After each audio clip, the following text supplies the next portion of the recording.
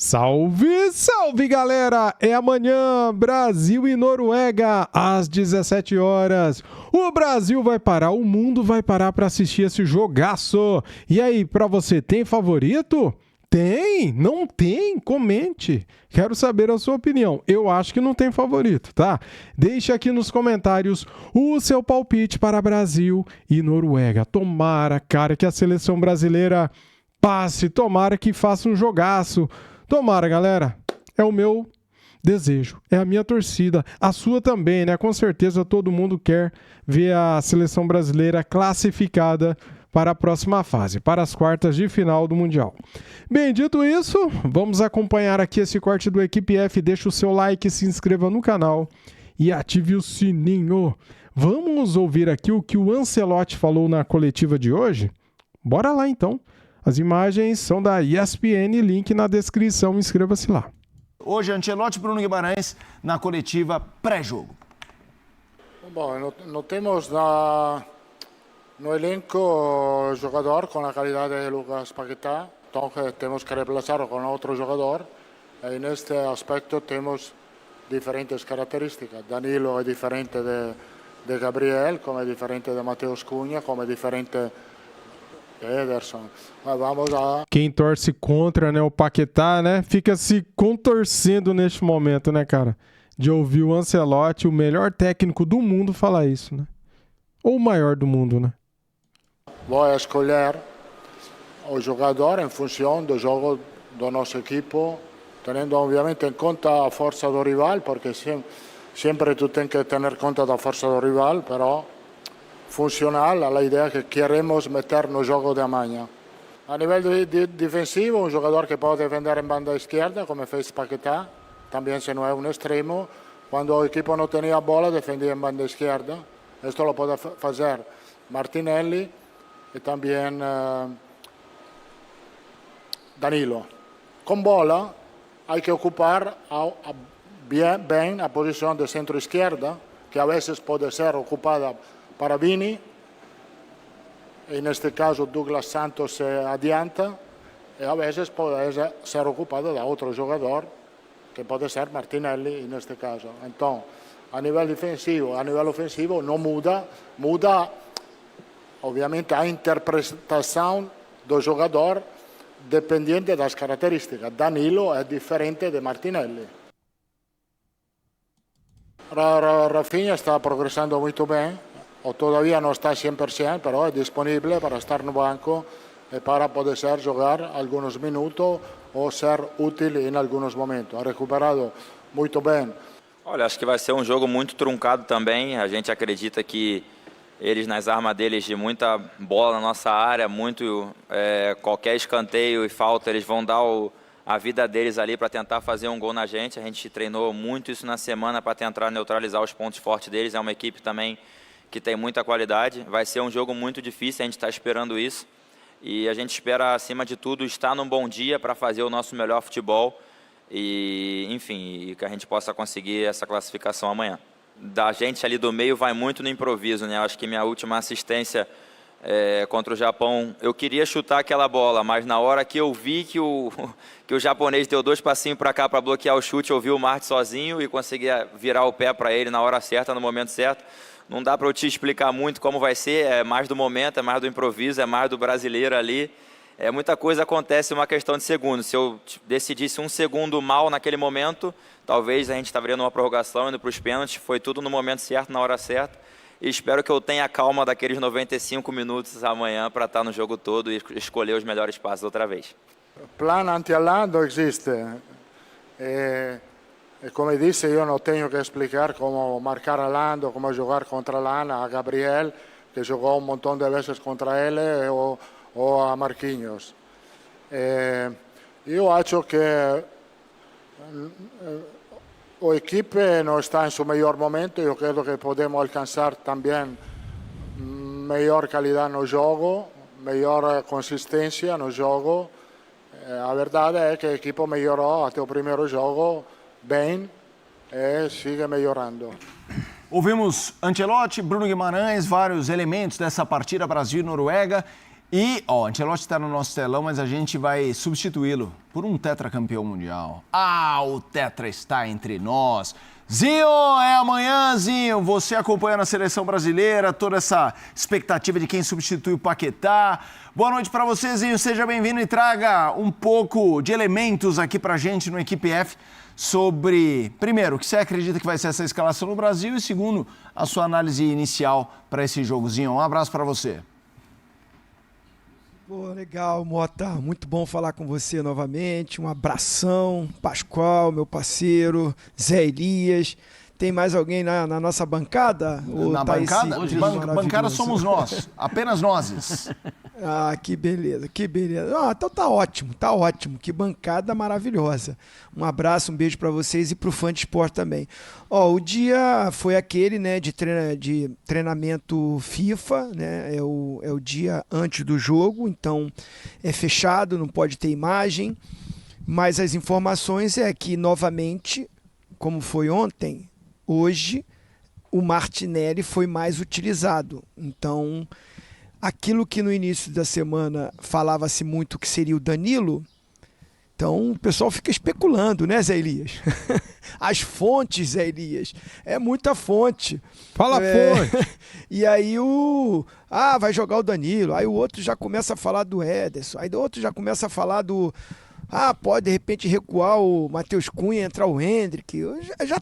Já tentaram adivinhar de todas as formas. Mas a gente ouviu agora a entrevista do treinador. E ele, para mim, deixou bem claro que não tem outras opções a não ser o Danilo ou o Martinelli, né? Porque ele citou muito esses jogadores. Explicou a situação do Rafinha, que foi essa, que se recupera, que é até uma surpresa, recuperou rápido e fica como uma opção.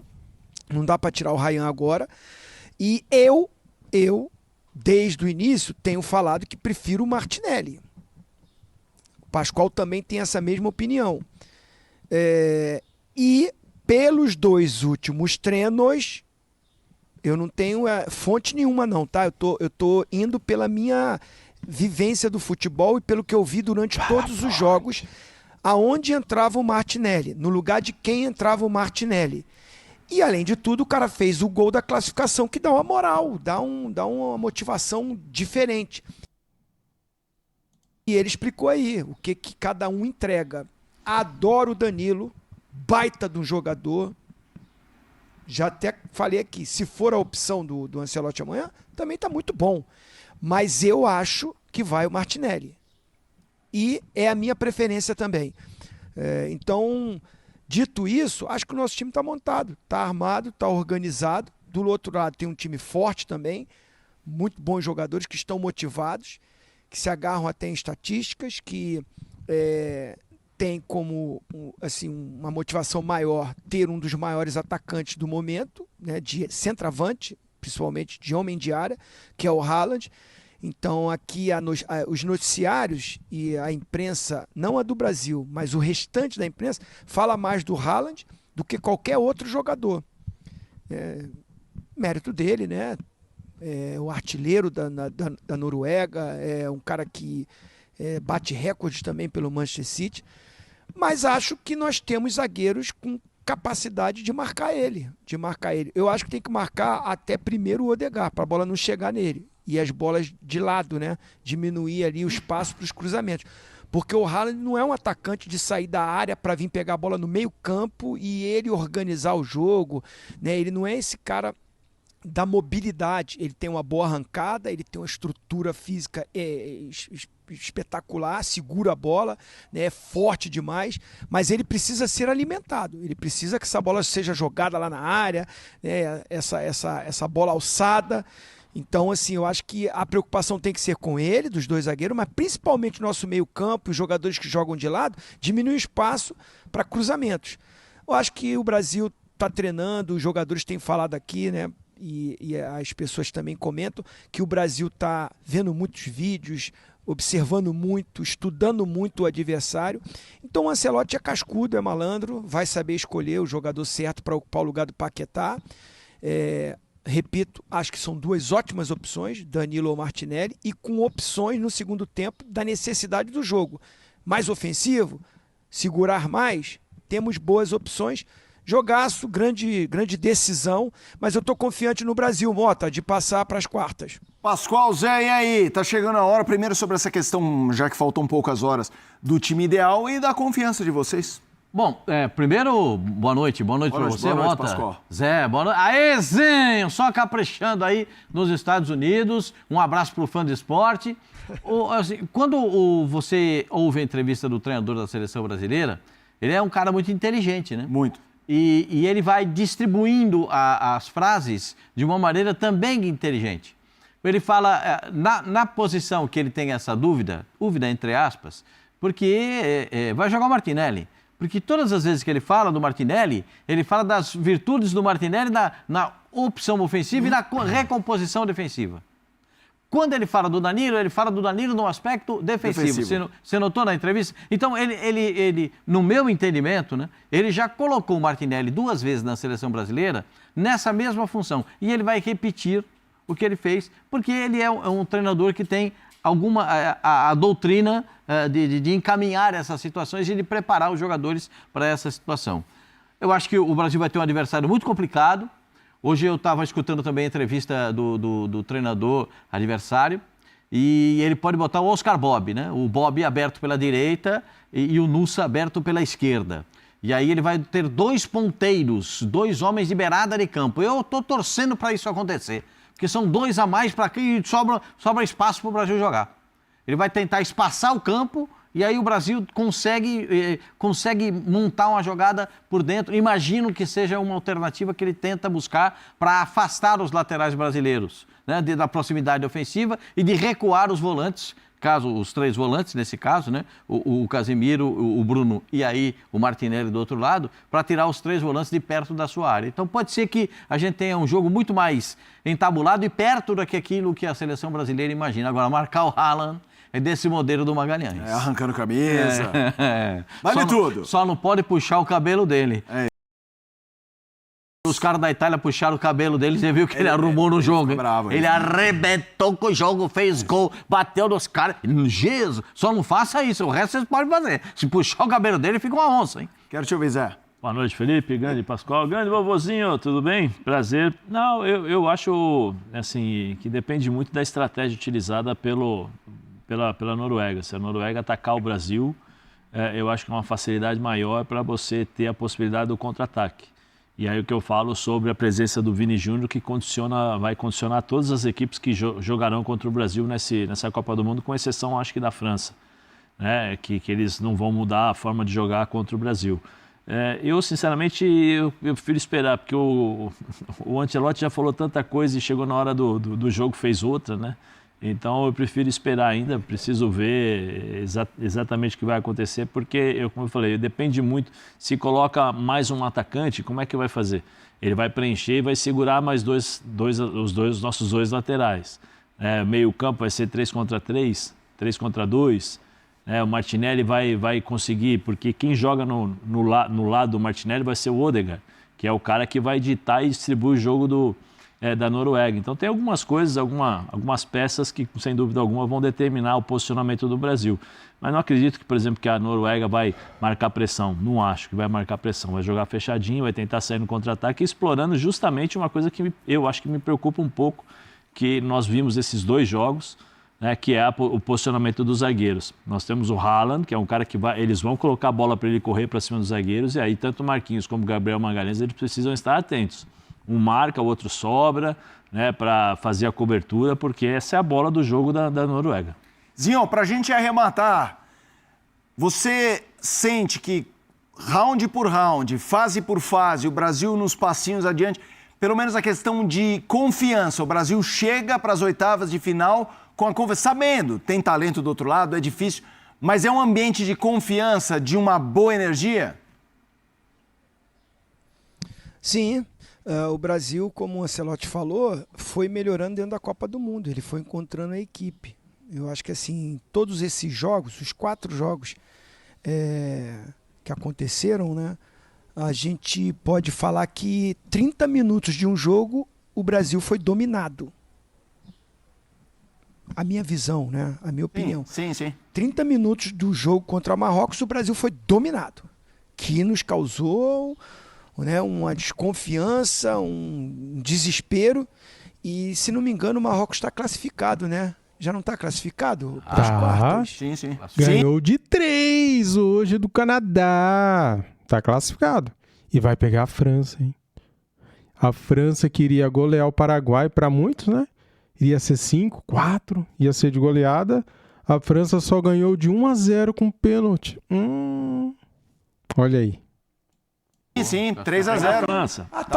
Tá classificado? Tá classificado, né? Tá bom. Marrocos, né? Debochado. Boa seleção, cara.